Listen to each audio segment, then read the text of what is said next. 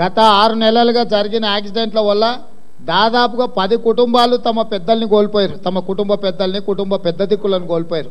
ఈ 10 కుటుంబాలకు సంబంధించిన దాంట్లో 4 కుటుంబాల వాళ్ళు తమ కుటుంబ పెద్ద దిక్కు ఈ లారీల వల్ల యాక్సిడెంట్తో చచ్చిపోయిందని చెప్పి ఈరోజు తెలుగుదేశం పార్టీ దృష్టికి తీసుకురావడం జరిగింది. మొత్తం 10 మంది దాకా చచ్చిపోయింది ఈ గ్రామాలలో.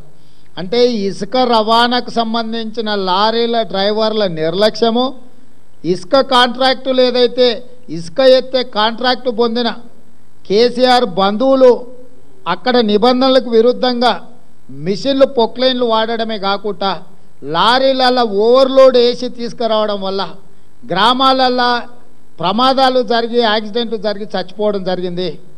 ఆ కుటుంబాలను ఇంతవరకు ఆదుకోలే. చనిపోయిన కుటుంబాల గురించి రాష్ట్ర ప్రభుత్వం పట్టించుకోలే. కాబట్టే ఈరోజు దెబ్బలు తగిలి హాస్పిటల్లో ఉన్న వాళ్ళ విషయంలోనే కాకుండా ఈ 6 నెలల్లో 10 కుటుంబాల వాళ్ళు ఎవరైతే చచ్చిపోయినో ఈ లారీల ప్రమాదం వల్ల ఆ కుటుంబాలను రాష్ట్ర ప్రభుత్వం ఆదుకోవాలి. ఎందుకంటే టీఎస్ఎండిసి వాళ్ళే ఈ వ్యాపారం చేస్తున్నారు.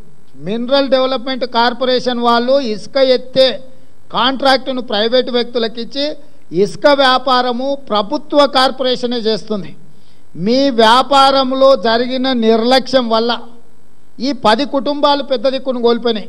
కాబట్టి తక్షణమే ఈ 10 కుటుంబాలకు ప్రతి కుటుంబానికి 10 లక్షల రూపాయల నష్టపరిహారాన్ని ఇవ్వాల్సిన బాధ్యత ఈ రాష్ట్ర ప్రభుత్వం మీద ఉన్నది. ఈరోజు మీ వ్యాపారానికి బలైపోయిన కుటుంబాలలో చాలా వరకు దళితులే ఉండరు, గిరిజనులు ఉండరు. వాళ్ళకి పెద్ద దిక్కు లేదు, ఆదరువు లేదు, భూమి లేదు.